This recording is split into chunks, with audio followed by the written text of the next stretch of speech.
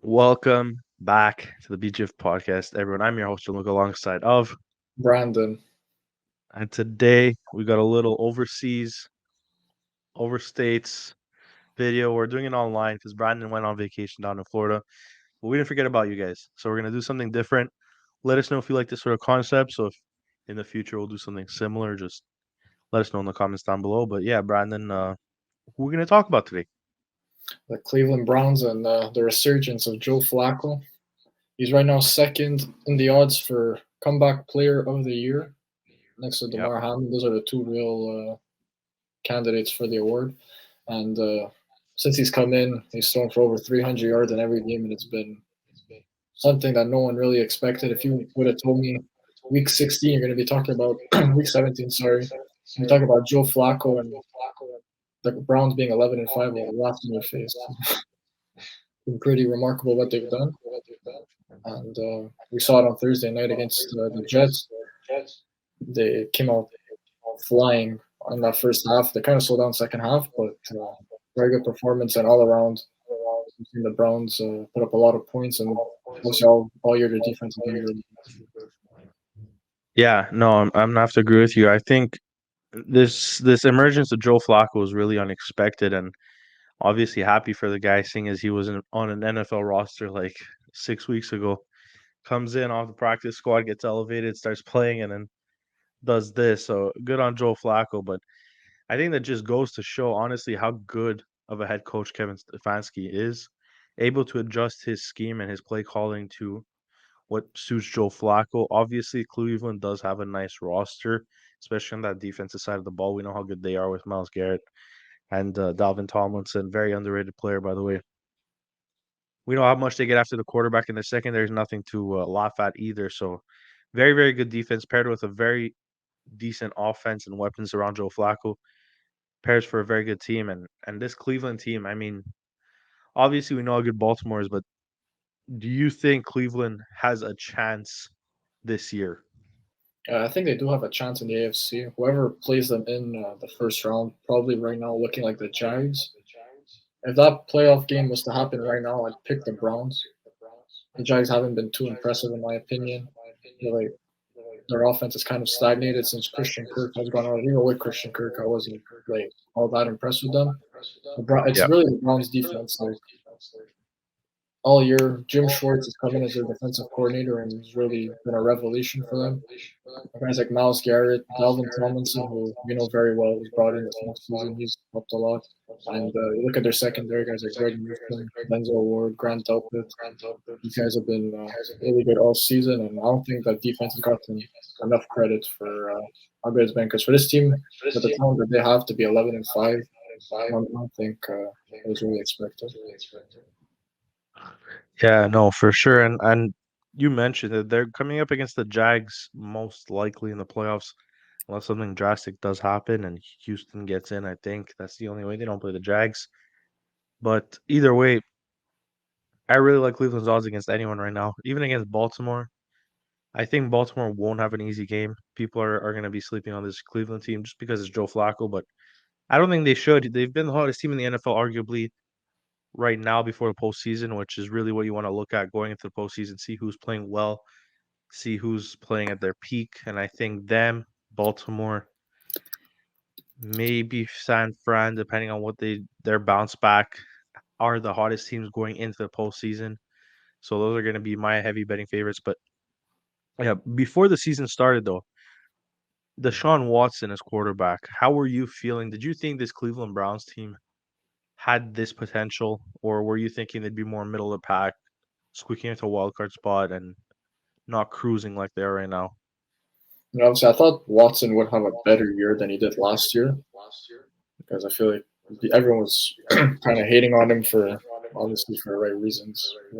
We know what the situation is there. I thought he would be a bit more improved, but he came in, he was banged up in and out of the lineup. He couldn't really put a like 3, 4 games together. It was always 1 or 2 games that he was out.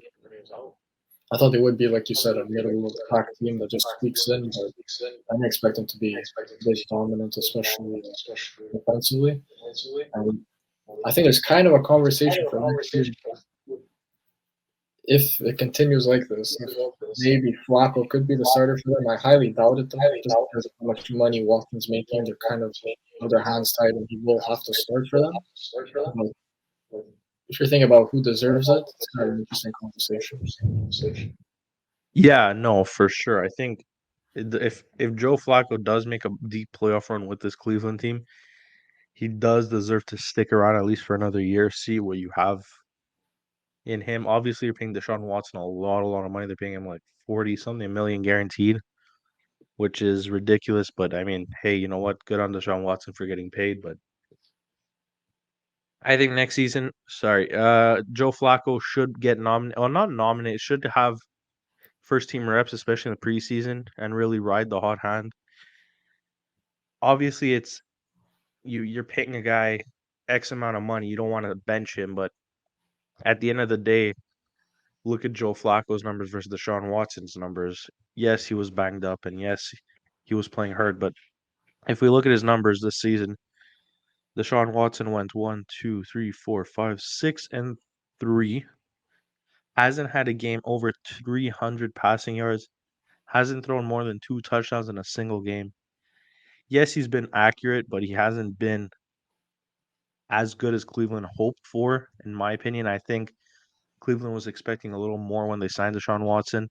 I don't know if that's just me overhyping him or overthinking, but yeah, and then you get a guy like Joe Flacco coming off literally his home. You're plucking him out of his house and he just comes in, does what he does. We see what he does with the football. He's not afraid to go deep, and that's one thing that's really surprised me with Joe Flacco is his deep arm. I didn't think his at his age he would have that accurate of a shot deep, but he's really surprised me. He's hitting his receivers. Amari Cooper looks really good under Joe Flacco. David Njoku looks really good under Flacco, and even that run game's getting going under Flacco because he's opening it up. He's allowing the run game to start just because he's hitting people deep. He's hitting receivers downfield and really letting this defense second guess themselves, which is very good for Cleveland. Imagine when Nick Chubb comes back next year and you get a guy like Joe Flacco or Deshaun Watson, whoever's playing good, able to really open up those running lanes, hit those receivers, and then make the defenders sort of sit back a little and then allow Nick Chubb to run wild. Imagine how good this team would be with Nick Chubb. Mm-hmm. It looks good enough already with Jerome Ford. So with Nick Chubb, one of the best backs in the league, it would have been something great to watch. But yeah, on the quarterback situation, I do think it will be Watson and Flacco. I think he'll end up just going somewhere else and maybe getting a shot in one of these teams that's struggling for a quarterback, like Atlanta or something. But just because of the age he's at, teams are gonna know it's not really like a long-term solution. I don't really know if he will get a shot elsewhere. But like you had mentioned with David Njoku, that's a guy I wanted to give a shout out to. Because when you talk about the tight ends this year, a lot of talk on guys like Sam Laporta, obviously Travis Kelsey and Kittle, all the guys have been great. I don't think Njoku's gotten a lot of praise, especially in these past weeks. He's put over 134 yards last week, or this week, 104, 44 yards, 91 yards. He's had great weeks these past weeks, and I don't think he's been talked about enough for the tight ends. It's really been a lot of Laporta and a lot of Kincaid's slowed down a bit there, but earlier on in the year he was Yeah, getting I some mean, rest. as a Vikings fan, I'm going to say Hawkinson's the best tight end in football this year. So But that's what I forgot about him. but I mean, like you said, David Njoku does deserve a lot more praise than what he's getting. He is just really reliable for this offense, and he has been for a very long time. And people really underestimate him, but his yak ability Mm-hmm. is something I haven't really. He looks like a receiver out there, but he's playing tight He's end. He's just huge. this big body, able to moss a few people. He kills the linebackers, and he just runs, and breaks tackles, and he's just a beast. But yeah, big ups to Njoku. And On on looking at the Njoku, future for this Cleveland team, I just wanted to ask you where do you think they go um next season with this team? Do you think they want to improve from where they're at now? Do you think they regress? to be honest, I think the expectations of what they were this year is probably what I think they're going to be doing next year. We'll see where they go. Maybe they make it to the Super Bowl this year. Who knows? I think with Watson going to be back, probably the same weapons. They don't have a lot of money to really maneuver and make big time moves happen. So I feel like they're probably going to be a very similar team to this year, or maybe a little bit of regression. Because I don't know if this defense can really play how they did this year. This was a top 3 unit.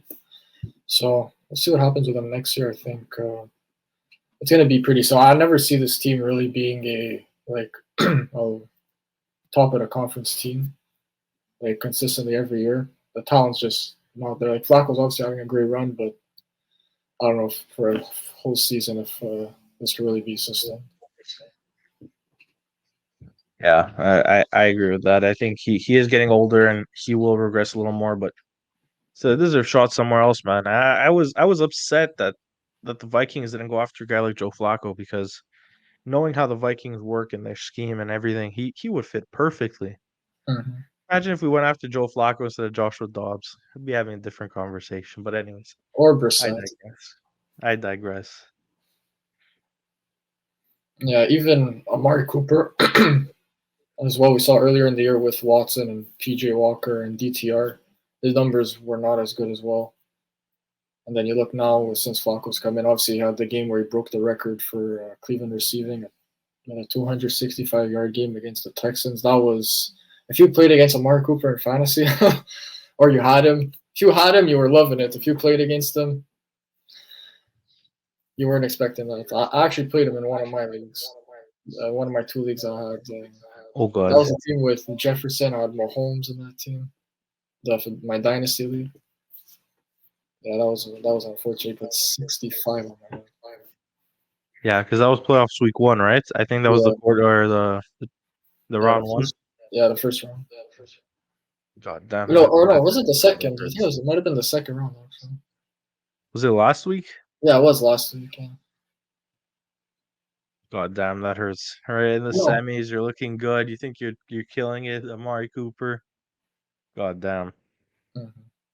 Good on him though. He's really looked good under Joe Flacco, and I think that's just Joe Flacco's ability to hit his receivers. I think Deshaun Watson was a little inaccurate in some spots. Wasn't really as reliable as we thought deep, whereas Joe Flacco is, and that really unleashes Amari Cooper because we know how good he is deep, and they're in the middle of the pack. Sorry, their intermediate short routes are Njoku, who we talked about earlier. Maybe Elijah Moore. Unfortunately for him, he does go down with an injury.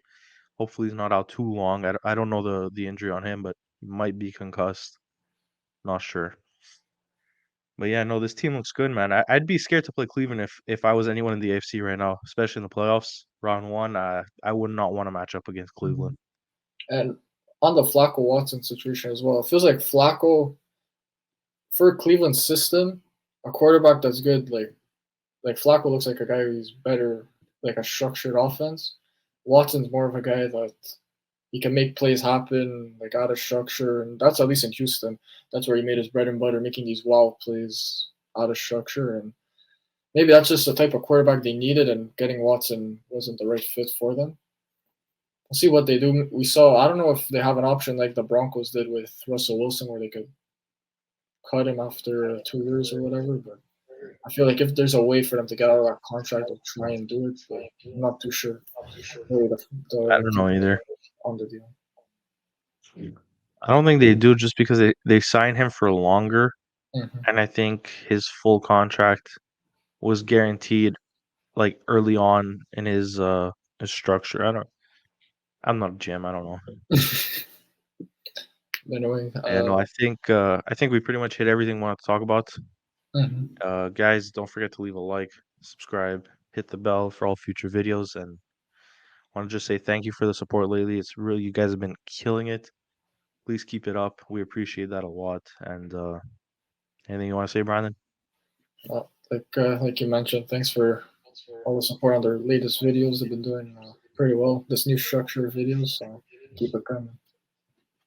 Yeah. So we'll see you guys in the next one. See you. And record.